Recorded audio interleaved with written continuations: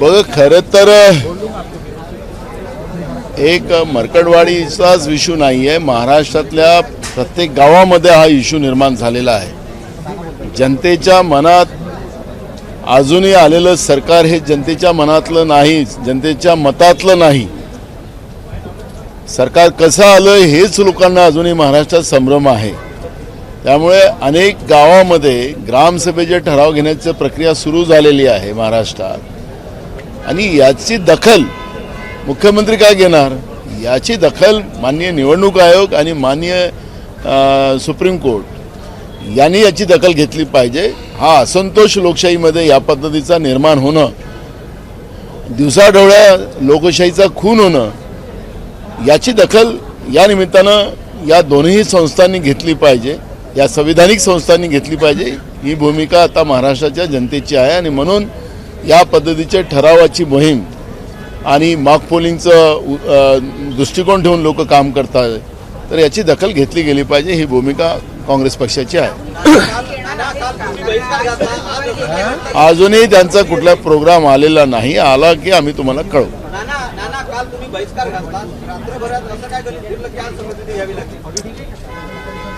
मला एक कळत नाही, प्रश्नच तुम्ही असा विचारला की त्या प्रश्नाचं तुम्हीच उत्तर दिलं पाहिजे असं मला वाटतं.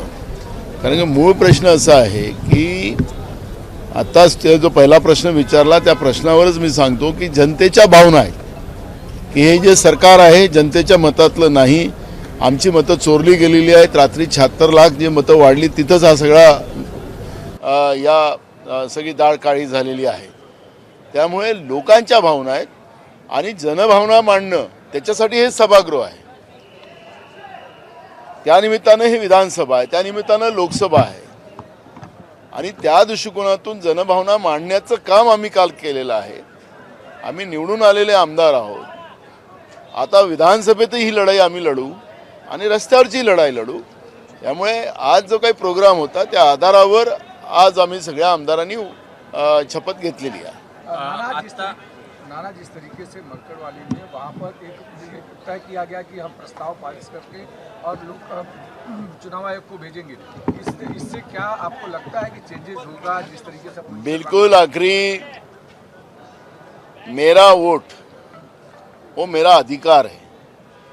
वोट मारने के बाद हमारा कोई अधिकार ही नहीं बचता है. आज किसान दिल्ली की सीमाओं पे अपने अधिकार की मांग लेके आए. केंद्रीय कृषि मंत्री कहते हैं कि हम एमएसपी का कानून नहीं बनाए. किसानों की मांग है कि सरकार ने एमएसपी का कानून बनाना चाहिए. ये जनभावना है. सरकार ने जनभावना का आदर करना चाहिए. देश में बेरोजगारी बड़े पैमाने में बढ़ी है. बेरोजगारों ने मोर्चा निकाला, उनको भी लाठियों से मारा गया. किसानों को गोलीबारी की गई, उनको भी लाठी से मारा गया.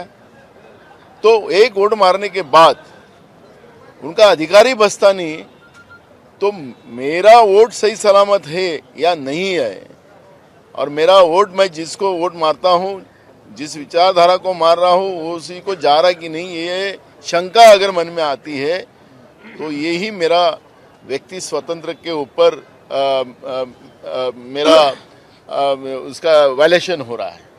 और इसलिए जनता की ये भूमिका है कि हमारा वोट अब बैलेट पे होना चाहिए, मशीन में नहीं होना चाहिए. ये जनता की भावना है.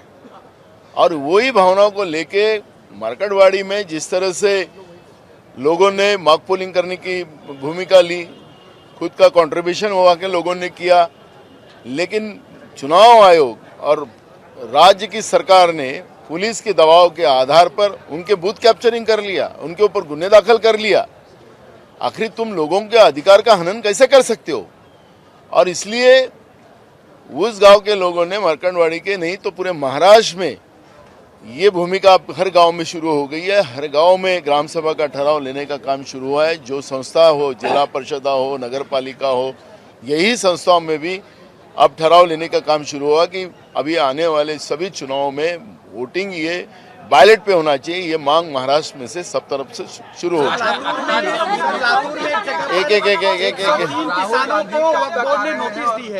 एक सवाल. और महाराष्ट्र के नेता जो कांग्रेसी नेता हैं वो मरकड़वाड़ी जा रहे हैं क्या? देखो, हमारा एक जत्था जाके आया है हमने वहाँ के पूरे डिटेल्स लिए हैं, वहाँ के लोगों की भावनाओं को हमने समझा है। हमारे राज्य के प्रवक्ता अतुल लोंढे जी और उनकी एक टीम मार्कंडवाड़ी जाके आ गए हैं। उसके बारे में पूरा डिटेल्स हमने हमारे नेता राहुल जी और हमारे राष्ट्रीय अध्यक्ष खड़गे जी को हमने दिया है। उन्हें पूरे डिटेल्स मांगा था और डिटेल के बाद अभी तक उनका कोई प्रोग्राम हमारे पास आया नहीं है। जैसे ही प्रोग्राम आएगा तो हम आपको खबर करेंगे। सर, लातूर में वक्फ बोर्ड ने 103 किसानों को नोटिस भेजा है सर, क्या कहना चाहेंगे सर? वो किसान ऐसे हैं जो जनरेशन से उस जगह पर खेती करते आए हैं और अब वक्फ बोर्ड जो है वहाँ पर अपना अधिकार जमा रहा है, इसे कैसे देखते हैं और क्या कहना चाहेंगे? देखो, ये स्थिति किस आधार पर वक्फ बोर्ड ने नोटिस भेजा है, क्या उनके अधिकार है क्या नहीं है, इसकी डिटेल मेरे पास आज अभी नहीं है। तो इसलिए मैं उस पर अभी चर्चा करना और उसका जवाब देना ये स्वाभाविक नहीं हो सकता है। मेरे पास डिटेल में मंगा लेता हूँ। अगर किसानों की ज़मीन है, वह खेती करते हैं और उनकी ज़मीन अगर वक्फ बोर्ड अपने कब्जे में लेना चाहते हैं, अगर 7/12 इनका किसानों का होगा, उनकी मालकियत होगी, तो ये वक्फ बोर्ड को वक्फ बोर्ड नहीं कर सकता। लेकिन मेरे पास डिटेल नहीं है तो उस पर अभी मैं कोई वक्तव्य नहीं करूँगा। नाना भाऊ, महाविकास आघाड़ी की अगर बात करें तो कल समाजवादी पार्टी के नेता अबू आजमी ने खुलेआम उद्धव ठाकरे को चैलेंज किया।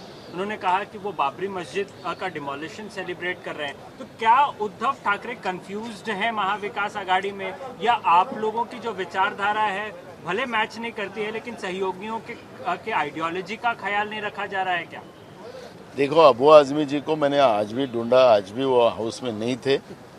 अगर वो मुझे आज मिलते तो मैं उनसे बात करके दोनों हम लोग आपके सामने आते, लेकिन मेरे से उनसे बात नहीं हुई। मैं कल भी आपको बोला था की हम उनसे बैठ के बात करेंगे और बाद में आपसे चर्चा करेंगे। नाना, आता मुख्यमंत्र्यांची देखील तुम्ही भेट घेतलेली आहे, एकूणच काय नेमकी चर्चा झाली आहे? विरोधी पक्षांसंदर्भात काही मागणी होते आहे महाविकास? आज विधानसभा अध्यक्षाचं फॉर्म भरायची आखरी वेळ होती 12 वाजता।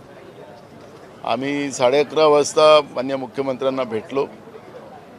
आमचं महाविकास आघाडीचं एक डेलिगेशन आम्ही त्या ठिकाणी होतो। महाराष्ट्रामध्ये परंपरा राहिलेली आहे की विधानसभेचं अध्यक्षपद हे निर्विरोध निवडून आलं पाहिजे आणि ती परंपरा कायम राहावी, या दृष्टिकोनातून आम्ही त्यांना भेटलो आणि त्यांच्याशी चर्चा केली। नाना, आप अपोजिशन ने क्या बातचीत की है? क्या डिप्टी स्पीकर और अपोजिशन लीडर के तौर पर विपक्ष का आदमी होना चाहिए? क्या सीएम से इस बारे में या सरकार के नेताओं के साथ बात हुई है क्या? देखो, हमने बात रखी है कि जो महाराष्ट्र की विधिमंडल के कामकाज की जो परंपरा रही है आज तक, वो परंपराएं हमेशा बनी रहे। हमारे वैचारिक कितने भी मतभेद हो, लेकिन संस्था ये जो होती है, ये संस्थाओं का ये व्यवस्था ये चलती रहती है और ये परंपराएं चलती रहना चाहिए।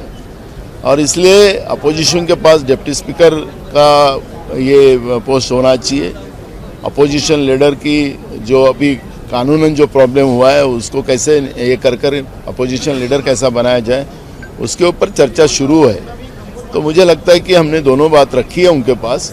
मुझे लगता है कि उन्हें सकारात्मक जवाब दिया है और ये परंपरा है वो कायम रखेंगे, ऐसा हमारा विश्वास है। बांग्लादेश में हिंदुओं के मंदिरें जल रहे हैं, घर जल रहे हैं, मंदिरें तोड़ी जा रही हैं, क्या कहना चाहेंगे इसके? ये गलत हो रहा है और इसका कोई समर्थन नहीं करेगा। लेकिन देश में मणिपुर और ये कई देश राज्यों में जिस तरह से तबाही चल रही है, इंसानियत खत्म हो रही है, ये भी उतनी ही महत्व की है और इसके तरफ भी देश की सरकार ने ध्यान देना चाहिए। ये मांग कांग्रेस पार्टी करती है। नाना भाव, आप विपक्ष के बहुत बड़े नेता हैं। एक सवाल काफी अहम हो जाता है, चुनाव बहुत सारे नेता आपके हार गए, चाहे कांग्रेस हो, शिवसेना हो या आपके जो सहयोगी अन्य दल हैं। आप लोग क्या मार्कंडवाड़ी के किसानों के या मार्कंडवाड़ी गांव के भरोसे बैठे हैं? आप अगले दिन जाकर के आप लोगों ने आंदोलन क्यों नहीं किया? क्यों आप लोग राहुल गांधी का इंतजार कर रहे हैं कि राहुल गांधी आएंगे तो हम आंदोलन करेंगे? क्या अगर आप लोगों को शक था तो उसी रात आप लोग सड़क पर क्यों नहीं उतरे या अगले दिन क्यों नहीं उतरे? क्या आप लोगों को किसी से डर था क्या कि अपनी ही सीटों को लेकर के आप सड़क पर नहीं उतरे? महाराष्ट्र की जनता विपक्ष पर विश्वास कैसे करेगी? मुझे आपके सवाल का पे ही मेरा ताजुब है कि आप सवाल ही ऐसे कर रहे कि उसका जवाब क्या दे। आपको याद ही नहीं होगा और आपकी मीडिया दिखाती नहीं होगी। हर जिले में ईवीएम मशीन के बारे में आंदोलन महाविकास आघाड़ी ने हर जिले में किया है। नहीं है तो आपके पास हम पूरी पेपर नोट हम भेजते हैं, वो भेजते हैं। अगर आपके पास नहीं है तो मैं आपको और भेज देता हूँ। चाहिए पेपर तो अब मीडिया ने नहीं दिखाया होगा तो हमारा गलती नहीं है, मीडिया का काम था वो। रहा दूसरा इशू, हमने सवाल खड़ा किया दूसरे दिन कि जो वोटिंग परसेंटेज बढ़ा है 5 बजे के बाद 76 लाख वोटिंग जो बढ़ी है, इसके ऊपर हमने तुरंत ऑब्जेक्शन लिया। हम चुनाव आयोग, केंद्रीय चुनाव आयोग के पास कंप्लेंट की, राज्य के की। आपको ही सवाल करता हूं कि परंपरा रही है कि चुनाव जिस दिन होता है उसी रात को या दूसरे दिन सुबह चुनाव आयोग ने प्रेस लेना चाहिए और सभी स्थिति को अवगत करना चाहिए। ये चुनाव आयोग की जवाबदारी रही है। मैं आपको सवाल करता हूं, चुनाव आयोग ने लिया आपसे प्रेस कॉन्फ्रेंस किया?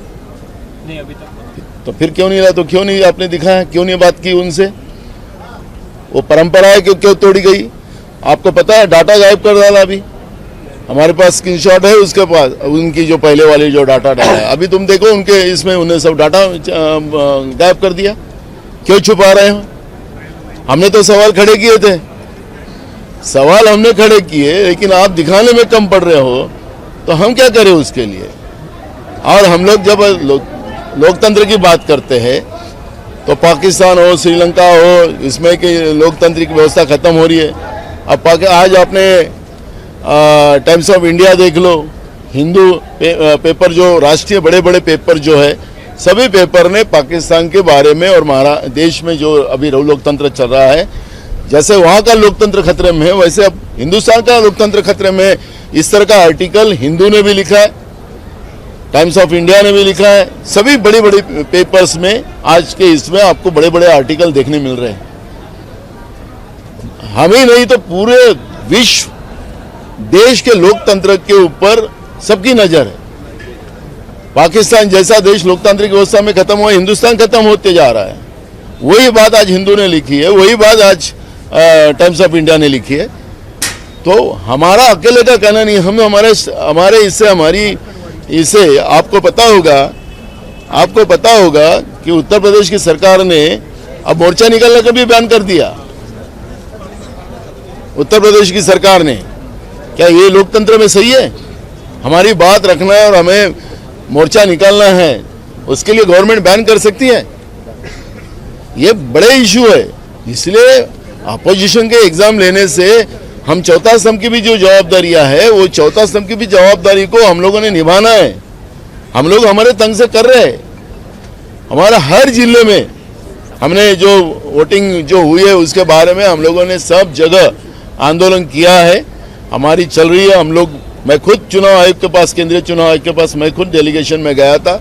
हमारी पूरी कोशिश चल रही है लोकतंत्र बचाने की। नाना, विरोधी पक्ष नेत्यासंदर्भात काही बोलणं झालं आहे का तुमचं मुख्यमंत्र्यांचं? ममता बनर्जी इंडिया अलायंस को आगे लेके जाएंगे ऐसी मांग उठ रही है। होगा, अभी राष्ट्रीय लेवल पे की चर्चा है, वो हमारे स्टेट लेवल की चर्चा नहीं है, तो वो लेवल पे। मुख्यमंत्र्यांशी तुमचं जे बोलणं झालं, विरोधी पक्ष नेत्यासंदर्भात काही बोलणं झालंय त्या संदर्भात? महाराष्ट्रातल्या परंपरा राहिलेल्या आहेत त्याप्रमाणेच विधानसभेचं कामकाज व्हावं, त्या पद्धतीचं अपोजिशन आणि सत्ता पक्ष या पद्धतीच्या व्यवस्था बनवून राहिल्या पाहिजेत।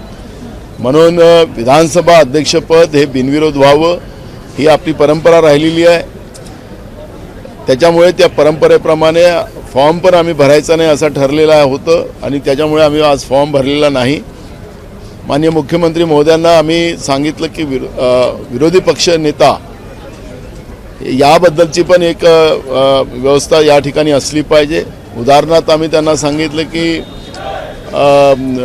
दिल्ली याच्यामध्ये 3 आमदार होते भाजपचे, तरी त्या ठिकाणी आपनी विरोधी पक्ष नेता बीजेपीचा तयार केलेला होता आणि